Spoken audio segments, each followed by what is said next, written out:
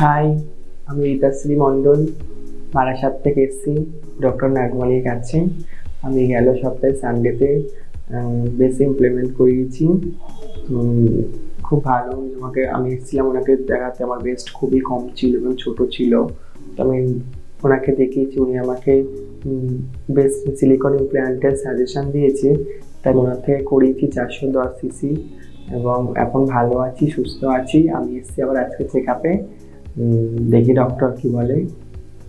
এবং আপনারাও সবাই যাদের চিন্তা করছেন যে ব্রেস্ট নিয়ে যারা সমস্যায় আছেন, ছোট কিংবা কোনো প্রবলেম হচ্ছে, তারা ডক্টরের সাথে কনসাল্ট করতে পারেন এবং এখানে আসতে পারেন। আমার মনে হয় খুবই ভালো এবং সবার জন্য ভালো, যারা এই বিষয় নিয়ে প্রবলেমে আছেন তাদের জন্য বলছি।